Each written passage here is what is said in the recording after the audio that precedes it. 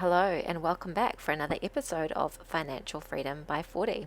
For those of you who are new to our channel, we're a Kiwi family of four, currently travelling full-time around Australia in our Jayco all-terrain caravan. In this week's episode, we are heading inland. We wanted to check out the beautiful Kennedy Range National Park, and this is us making our way in there. After our time inland, we also make our way back out to the coast, where we stay at the beautiful Quobba Blowholes campground. This campground is located right on the Quobba coast and adjacent to an area known as the aquarium, which is fabulous for snorkeling. As you can see here, we spent a lot of time out in the water checking out all of the marine life, the beautiful corals, and also snorkeling with some stunning sea turtles. We start our journey this week with the drive out towards the Kennedy Range National Park. This road takes you through a number of cattle stations, many of which don't actually have any fences. So as you can see here, we are driving along the side of the road and the farmers are herding their cattle. There were a number of cattle that did actually cross the road, so we did have to manage to pull up a few times and stop to let them cross the road, but otherwise it was a fairly uneventful journey, just crossing a long and very dusty dirt road. This is us coming into the national park. The Kennedy Range National Park is located in the Gascoyne region. We had hoped to spend a bit of time exploring the Gascoyne-Murchison region, as there are some beautiful sites around this area that are kind of similar landforms to the one that you can see here in the video. Unfortunately, it was really hot when we were in this area, so we did come in here for a couple of days, but we didn't spend as much time exploring around this area as we had hoped to. Nevertheless, we did have a fabulous time spending a couple of days looking around this area and doing some of the walks. So we're at Temple Gorge Caravan Park, and it's out near the Kennedy Range National Park, so we're up nice and early, try and catch the sunset. We're going to go down to a spot that's supposed to be good for sunset. It's already starting to look quite beautiful just as the sun's coming up. Off we go. Clearly the coffee hadn't kicked in yet this particular morning, because we were actually off to watch the sunrise at a spot that is known as Sunrise View. As you can see here, the sun was just starting to rise as we were driving out on this road, and the sun lighting up the cliffs was absolutely beautiful. As we arrived at Sunrise View, the sun was just about to start peeking over the horizon. This is a really remote location and there are very few people out there, especially at this time of year. So it was just us and two other people who were sitting here watching the beautiful sunrise. Please forgive my wobbly camera movements. I was taking this on my phone. I did have the GoPro set up separately, but Ollie moved it mid-recording, so that one didn't come out so well either. Check how beautiful it is out here. It's so quiet and so peaceful. You can hear the odd bird chirping. And there were two other people here watching the sunrise and they've just gone. So we've basically got this park to ourselves at the moment. There's really hardly anyone here, and there's only the other two ladies who stayed at the campground last night and us. So it's not peak season out here obviously, but it's still absolutely beautiful. So glad we made the effort to trek out here and check this out. Look at this way. It's just like a whole heap of nothing.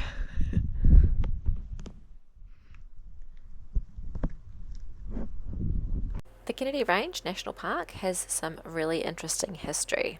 It turns out that this area was once all underneath the ocean, so the cliffs that you can see would have once been big underwater drop-offs. Over time, this area was brought up from underneath the ocean by the Earth's movements, and so now we have this beautiful range that you can see here. The Kennedy Range is actually about 75 kilometres long, and the national park area that we were visiting is about halfway up the length of the range, and that's where the national park campground is located. A lot of the park is actually not accessible except for with four-wheel drive, and when we were there, the track that you can go on to see other parts of the national park was actually closed, so you were only able to access this particular side of the range. Along this side of the range, there are a number of access points that have some really great walking trails that you can do, and there were a number of them that we wanted to try and do before it got too hot.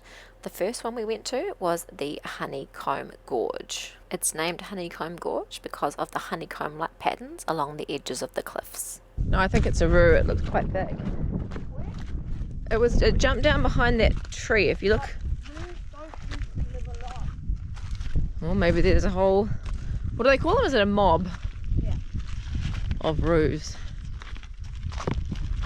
Hey, look at that rock. That's like almost like an egg. Yeah, don't look. What?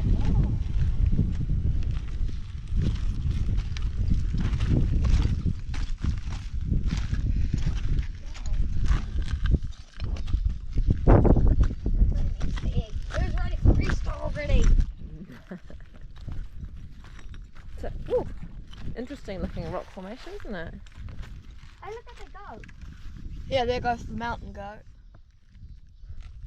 Maybe he lives at the very peak. Maybe he's got a little cave or something up there. Oh, look, there's an eagle up there too. But watch eagle out. soaring around. Maybe that's his friend, the eagle. Maybe. The Honeycomb Gorge walk is one of the easier walks that you can do in this national park. It's about a 600-metre return walk, so not too taxing for the little legs, and probably about 20 minutes return. At some times of the year, apparently there is a waterfall and a pool area at the bottom of the waterfall, but it was incredibly dry when we were there, so no waterfall and pool for us to see. We finished this walk at around about 7:30 in the morning and then drove back to the campground so that we could start our next walk, which is the escarpment trail. The escarpment trail takes you up onto the top of the ridge, and it really is worth the effort. It's a bit of a scramble to get up there, a lot of rock climbing, but it isn't sort of overly taxing. It is listed as being a class 4 walk, and they do say that it takes 1.5 to 3 hours, and I'd say that was fairly accurate. I think we were probably up there about 2.5 hours, including some time looking around up the top. But they do say that this walk should only be done either early in the day or in the winter months, because it can get incredibly hot, and we definitely did find that as we were climbing up through the gorge, the temperature was getting warmer even though it was really early in the morning. Everyone was busy having dinner, so we went and Oof. we had a late dinner. We had like freshly cooked. High five. You did it. You can see the way we came too. You did it. We had freshly cooked dinner. Woo-hoo. Good effort, boys. The view from the top is absolutely worth the effort to get up there, and it was one of those places where we really just had to throw the drone up in the air to have a better look around.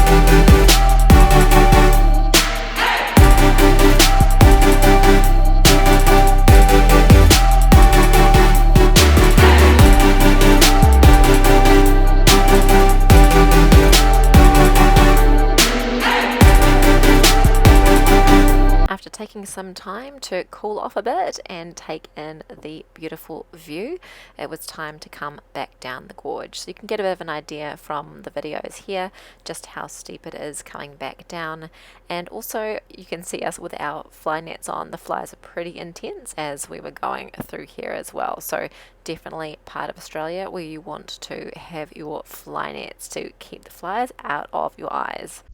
So we're sitting here in the beautiful Kennedy Range National Park. Dad's going to swear in a minute. Our awning issue has come back again, and we're having a bit of trouble getting it in this time. So we were planning on leaving camp, and last thing to do is usually pull in the awning, and it's stuck. Should be the first thing we do. We've got no power to it, and we're struggling to get it in. Our usual solution is having some issues, Dad? The 12-volt socket that goes into the cigarette lighter has blown its fuse.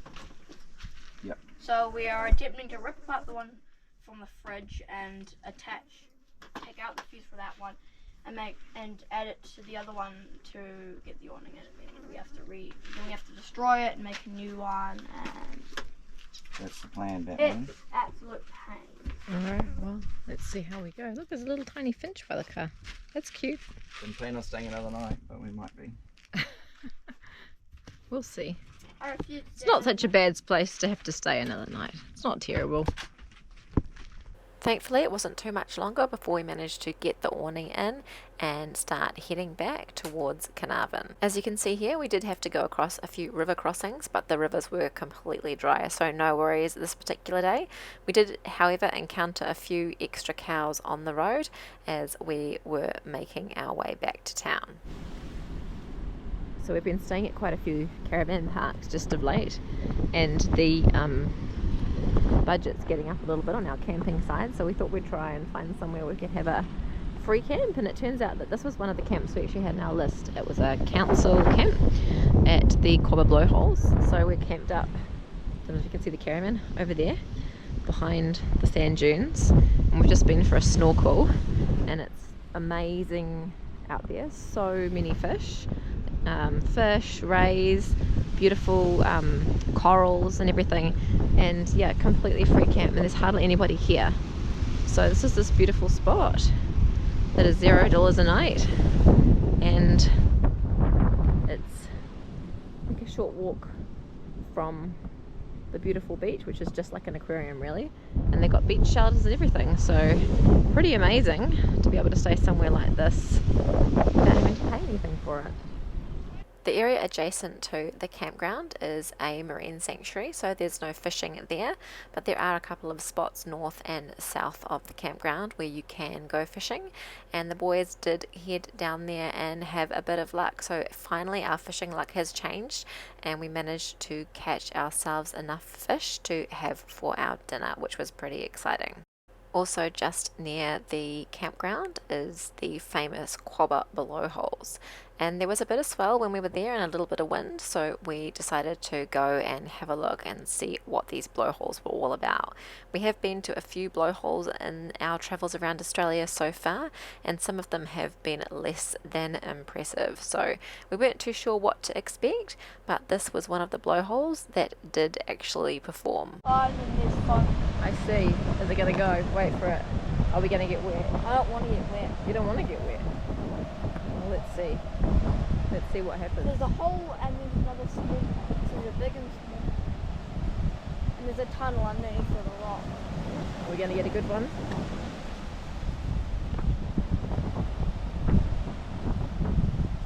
This one seems to be better than the other blowholes we went to.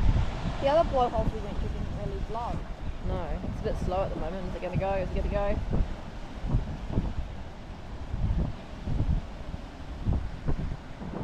Need a big wave.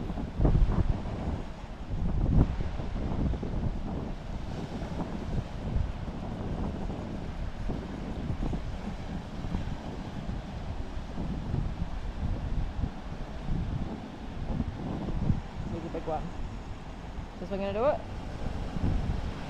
Oh. Nah. No. Not big enough. Or what about that one that's coming? Yeah. That looks like quite a good one. I reckon that one might do it. I reckon that one's going to do it. Here it comes. Here it comes. Is it going to get us? Oh, it's bubbling up. Oh. Oh. Ready? Is he going to do it? Woo! Whoa! That was a good one. Hey, I got wet. Look, is he going to do it again? Is he going to do it again? Woo! Whoa! Ah! That was cool. It's what happens when it flows in and then a wave hits it and it blows it up. Is it going to go again? That one over there is going a little bit. This camp has been one of our favourite camps out of our lap so far, and altogether we ended up spending 7 nights staying here. It was really nice to have some time out just to chill out and relax without having to move a lot, and it was just such an amazing place for snorkeling. We saw so many different things that we weren't bored at all spending a bit of time here exploring around this beautiful aquarium area. One of our favourite and most special moments was getting to swim with a beautiful sea turtle. In fact, we got to swim multiple times with the sea turtles while we were here, but this one in particular was really, really friendly and allowed us to swim alongside him and observe him as he or her, should I say, him or her, as we swim alongside for quite a period of time. So that was a really beautiful experience. The first time that the boys have really got to experience a sea turtle up close like that in the wild. So here we are swimming along with our beautiful sea turtle friend, and you might just get to spot some of the other amazing sea life and fish that are under the water here as well.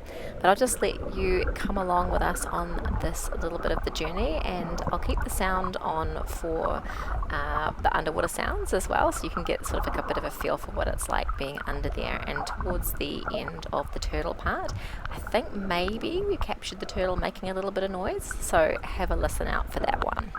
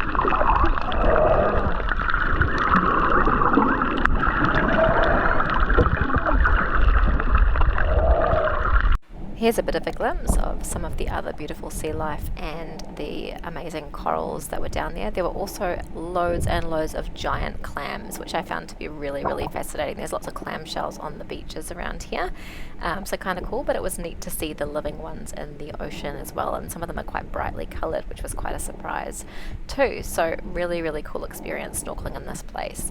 As you can see though, it can be really, really shallow, so it's something to be aware of. Snorkeling at the aquarium is best done at high tide, because when the tide starts to go out, it does get very shallow over the reef, and we did get caught out the first day that we were here. As the tide started to go out, we had to make a quick dash back to the beach. There are a couple of places where there are nice sandy patches that you can swim over where there aren't many corals, but you have to be really careful not to damage the corals, obviously. Oh, look, there's some of those beautiful clams that are down there as well. So really cool experience, really beautiful place to spend some time, and I can highly recommend adding this camp to your list if you are travelling around Australia. Only a short drive outside of Carnarvon, about an hour out of Carnarvon, totally free, amazing camp, and yeah, we had a really, really fantastic time here. So today is a moving day for us, and we had a request to see what we do on a moving day, so what's all involved in moving the caravan. So we have to pack up the caravan and get everything. So we've got stays down at the moment, so the stays just help stabilize the caravan. So here's Ollie doing his job, so he's pulling up the stabilizer legs and locking them up so that they're all good to go while we're driving. So that's one of our very important jobs that Oliver's in charge of. And so lots of things to do. Obviously the windows are all open, so everything we need to go through and make sure that all the windows are properly locked and latched up. If we're at a caravan park, we have to take off the pipes. So we've got water out and water in over here. So we're free camping at the moment, so no water in, but Ollie's showing us here where the water in goes. So when we're at a campsite, we'll have our potable water hose hooked up there. So and when we're at a campground, we plug it into the M, and if we want to fill up the tank, so this one's tank 1, and you put it in until it overflows down the bottom here. And we make sure that's all clipped up properly, don't we, Ollie? Because we don't want to get any dust into our water supply. And then the one, can you show us where the wastes are? So this is wastewater, and I'd better not flip that. No. Because I don't want wastewater everywhere. But we remove this cap and attach a big black pipe that goes out into the bushes or into one of the drainage holes area, and then the other one's the waste for the washing machine, isn't it? Yeah, so we only have that hooked up if we're doing washing. And if we want to dump the fresh water, we use this one. So if we've got too much fresh water, or we're going to a campground for a bit and we don't need it, we can dump it using the waste pipe. Good job. Off of that one. Thanks, Ollie. So Xavier's busy closing the windows, so making sure they're properly latched up in there for us. Hello. I don't think we need to close all the windows just now, Xavier. We're not quite ready to close all the windows, so probably just we'd like some fresh air in there because it's about 40 degrees at the moment, so maybe we'll leave the windows till last. And yeah, so that's that sort of side of things for now. We've still got our washing and that out at the moment, so we will get to that and I'll show you what we do inside as well. So back inside the caravan, so we need to have everything put away and stowed. So the doors need to be latched back. So Ollie's going to do one for us. You can see what we do here. Latching back the doors. And then we need to put down the glass top. So we just chuck the kettle into the sink. Get that out the way there. And then the glass top goes down so that doesn't smash while we're driving. We've heard of a few people having them smash. Microwave, at the moment, it's in the packet still, the original packet we kept for the microwave, because if you go on bumpy corrugated roads, we've heard people have their glass tray in their microwave smash, so we make sure that's latched. All the cupboards have their own like little latches on them, so we just need to make sure that those are all latched properly. And then in the shower as well, so shower door has to be latched back properly. And then we also drop the shower head off and pop that into the laundry basket because they fall off as well. So just need to be really careful that everything is properly latched. Hatches, so we're going to leave them open for now because it's about 100 degrees, but all the hatches have to be down. Again, we have heard of people losing hatches on The highway. So if you leave it open, there's a real risk that your hatch could come flying off if you're unlucky, particularly if it's a forward facing one. Ours is rear facing, so but yeah, we make sure everything is latched. And yeah, at the moment, if Ollie hops out the way, we've got quite a bit of stuff just sort of sitting around the caravan, like drink bottles and shoes and all sorts of stuff, so everything that is lying around has to be taken out. The ladder here, so we've got the ladder. We do take the ladder out, particularly again if we're going on a bumpy road, because otherwise the ladder wiggles its way out and we just put it on the bunk so it doesn't fall. And yeah, so really it's on a moving day, a lot of it is about making sure everything is put away so that it can't go flying around the caravan while we are driving. And the fridge as well, we've got to latch the fridge, that's the other thing. Got to latch the fridge so that the fridge door doesn't come flying open and all of our food ends up all over the floor. So a couple of important things to remember, particularly so we don't break things like the fridge, the stove top, the glass top, and the also on very corrugated roads, the fridge shelves fall down. Yeah, so we have to be a little conscious of the fridge. We do for the fridge find that the shelves do drop sometimes if we're on a really bumpy road, but yeah, we've got some solutions we're trying out for that, so see if that stops it this time. We're about to go on a bit of a bumpy road, so see if that works when we get there. So next step, moving day, next steps, we are now about to head up to 3 Mile Camp at Gnaraloo station, and the road up there is a dirt road. Apparently it's a bit corrugated, so we have to take some air out of the tyres to make it a bit more of a smooth ride. So highway pressures normally sits at about 50 psi on the caravan, and so I'm going to drop it down to, what is it, about 30 to give that a go. 35 to start with, and then if it proves to be still a bit bumpy, we'll stop again and take some more air out. So first step now, we're going to air down the caravan, then we'll air down the car, and then we're going to hitch up and we'll show you what we do there. Alright, so we're pretty much packed up now. It's about 100 degrees in here because I've closed all the windows now and the hatch is closed. So hatch is closed and locked up there. So that's all ready to go. And everything's put away. Sweep the floor, which we do every single day. Actually, usually multiple times a day because there's so much sand through here. But like pack up day's a good day to do a bit of a reset, bit of a wipe down of everything. Because it's normally a bit tidier in here. But yeah, and the other thing too is we've just pulled the blinds up because it's such a hot day. We pull the blinds up a bit and just keeps a bit of the sun out, and does make it a little bit cooler in the caravan when we get to our destination. Fingers crossed it will help us out on this 40-degree very hot day. So we're going to go back outside now and get hitched up, ready to go. Okay, so the caravan is now all packed up, ready to roll. So got to close the step up, and Ryan's about to reverse the car up to the front. So we're going to hitch it up. Ollie's been quite good at giving directions, so we'll see how it goes. Can we get it the first time while we're videoing it?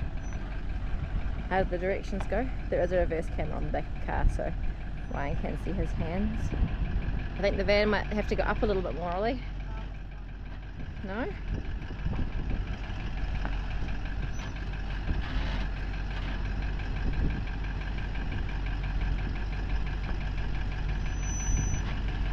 So we've got to line up obviously the tow hitch with the coupling on the caravan.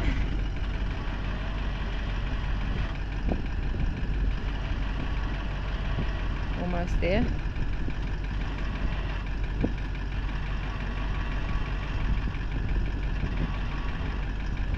So we'll see if it all lines up. Dropping the van back down again onto the car. So it's all good, and then we just got to take off the jockey wheel and hitch up our stone stomper. So the stone stomper, the black thing that's kind of hanging over the drawbar at the moment, is to stop the stones flicking up off the back of the car and onto the front of the caravan. So just kind of prevents getting chips and things on the front of the caravan while we're driving. So Ryan's hitching up all of the cables and the chains. So the chains are just breakaway chains, so if for some reason the caravan jumped off the hitch, we don't lose the caravan, but let's hope that never happens. And the handbrake's on still at the moment, so the caravan's got a handbrake when it's not hitched to the car, so handbrake is on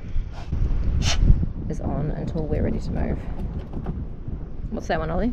So this is in case the chains come out. So this is attached to the car. And what does it do? Is if this pulls out. Don't pull it.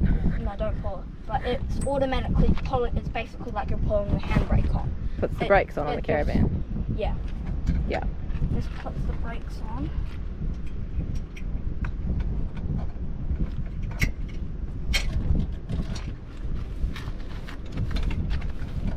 Dad will come do the other chain in a minute. Yeah.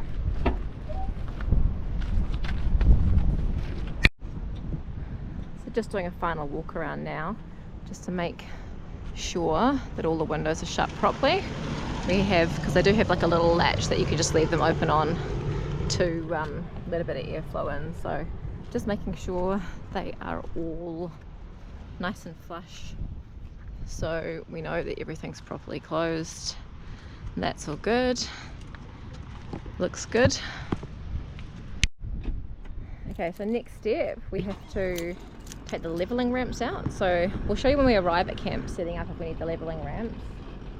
But so Ryan's just got to pull forward, and then we've got to take the little chocks out. So got to go up a bit. Yep. So then we'll take these out and let them roll back again.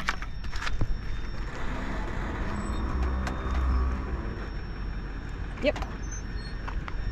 And then pull these out.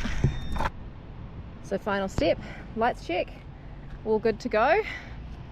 So now we're ready to pull out and hit the road, and we'll show you what we do at the other end when we get to our next camp.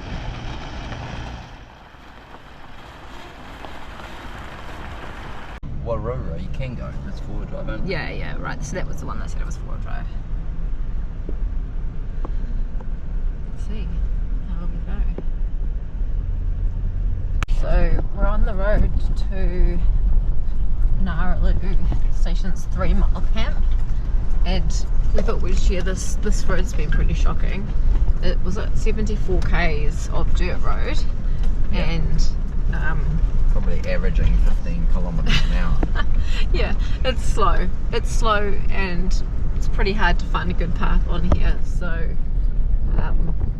hope the camp at the other end is outstanding, because we've been at a pretty good free camp the last few days, and it was a sealed road in. So we'll how long have we been going now? Nearly 2 hours. No, about an hour and a half. Hour and a half, and we've gone. What? We're still at 25 k's to go. And still 20. So we've done about 50 k's. So slow going. Oh my gosh. The road to access this campground is one of the worst roads that we have driven in Australia so far. And probably the worst part of all was the last few kilometres into the campground itself. This campground is advertised as being accessible by a 2-wheel drive vehicle, but we were mighty glad that we had Bruce's little Land Cruiser to bring us through here, as neither of us would have liked to have been driving through this particular road with a 2-wheel drive vehicle. As you can see here, there are loads and loads of potholes and rocky parts, so it's a bit of a rough road. So we made it to our new camp. And I completely forgot to video when we arrived what we were doing, so we might have to show you that in another video, but it's basically the reverse of what we did. So now we've put the awning out, and we've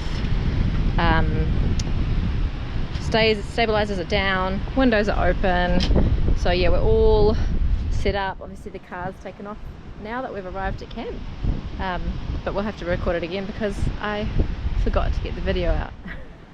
Once we were all set up, it was time to head down to the beach for a spot of snorkeling.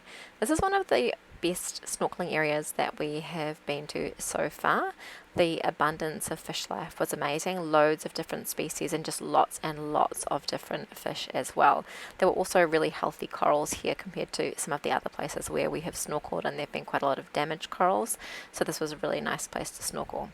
We also came down the following morning for a snorkel, and the boys did hop in the water for a bit, but the visibility wasn't the greatest. And when they got out of the water, we spotted that there were a number of sharks swimming along near the, right near the coast actually, right near the beach. So the boys were not so keen to jump back in there with the sharks, and it was time for some other adventures. Alright, so we are staying at 3 Mile Camp at Gnaraloo Station. Ollie and I have decided this afternoon to go for a boys quick mission up to 6 Mile, which is up on Gnaraloo Bay, which is basically right at the top of the station, and try and catch some fish up there. So we will see how we go. The road's not too bad up here, especially without the caravan, so can't complain. We'll see how we go. Hopefully we get some luck. What do you reckon, Ollie? Yeah. We've tried multiple times, apart from at the last place that we were at. So, I don't remember what the last place was called. We got nothing. Well, we got one, and then we got a few fish. Alright, we just arrived at 6 Mile Beach, so this is right at the top Ollie's just been flying the drone just to have a look any good fishing spots along this beach, so we've got that sussed. Benefit of having a drone. This is a beautiful beach up here. There's absolutely nobody here. What a spot. So it's high tide about an hour or so ago, so the tide's currently going out, so we're going to give it a go up along this beach, up along here.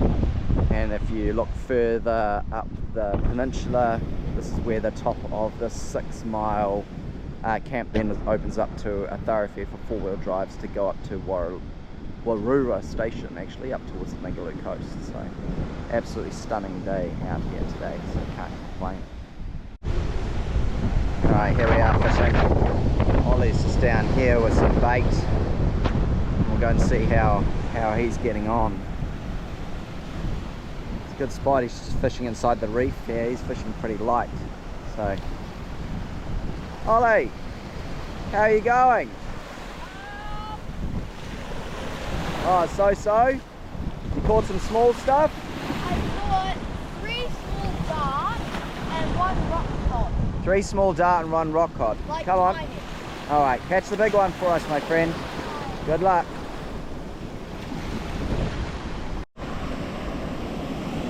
After an afternoon of fishing, we've still caught absolutely nothing. The time now is 4:30 and we've lost 3 rigs so far, and we've caught a whole bunch of tiny fish, none of which we could keep. And other than that, nothing. Here's a little bit of a snippet of the drone footage that Ollie took of the beautiful fishing spot that they drove up to, that Ryan and Ollie drove up to for their boys' fishing trip. Ollie's getting really good with using the drone now, and he's really enjoying that, so pretty cool to get to see him learning a new skill here as well. As you can see, there are lots of off-road tracks around these places that can take you to some really beautiful locations. And if you look really carefully as the drone flies over now, you might get to spot one of the sharks that you even so often see swimming up and down the beaches. Here's another little snippet of footage that we captured when we were up at the 3-mile camp at Gnaraloo station. So this was just after we had been in for a snorkel that morning, and I noticed that there were a few sharks around. So rather than staying in the water and having some more swimming time, we decided to put the drone up and have a bit of a look around. And as you can see here, there's one of the resident sharks swimming over the reef here. And when we fly out, you'll get to see too that there is a big ball of fish. So lots of fish down there. This is actually a sanctuary zone, so there's no fishing in this area. But clearly the sharks have plenty of food to snack on down there. As you can see to the left of the screen, there is a huge number of fish just swimming along the coast there. So lots of food for the sharks, and we didn't want to be food, so we stayed out of the water.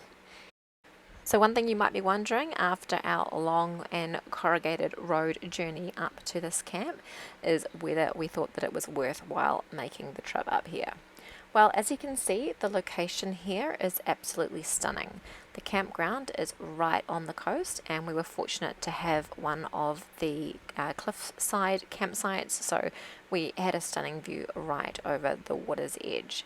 The campground is quite exposed to the wind, so we stayed here 2 nights. We were supposed to stay for 3 nights, but the forecast was for the wind to get right up, and we decided to move on so that we didn't cop the wind right on the cliff edge. But you can't control the weather, so that is what it is. As I said, the location is fantastic, so you could definitely give it a 5 stars for location, particularly if you didn't have to go up that long and bumpy road to get here. The road is definitely a bit off-putting, even if the campsite is beautiful. The campground, though, itself did leave a bit to be desired. It's not quite peak season up this part of the world yet, and I don't think this particular campsite was quite ready for having visitors, so we kind of felt like maybe it would have been better if they had have stayed closed like some of the other stations around and only opened when they were ready. The bathrooms were quite grubby and there was a lot of work going on, so it kind of just felt a little bit unwelcoming when we were there.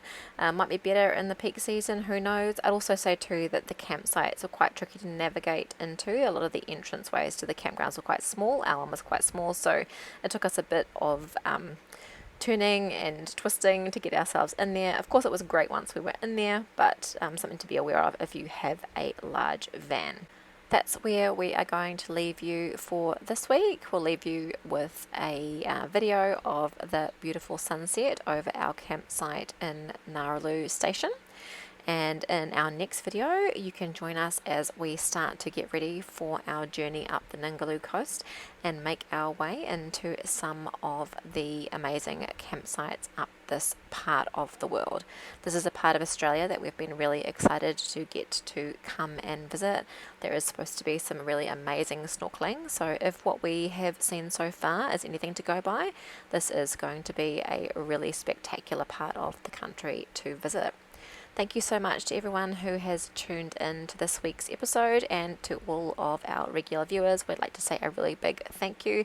It means a lot to us that you follow us and come along on the journey with us each week. If you want to continue to follow us on our journey around Australia, make sure to hit the subscribe button so you get our videos out each Friday. And we really appreciate it if you hit that subscribe button. It helps us to grow our little channel. And you can also follow along the journey with us on social media. So we're on Instagram and on Facebook as Financial Freedom by 40. So we hope to see you again next week, and otherwise have a great week, and we will talk to you again very soon. Bye for now.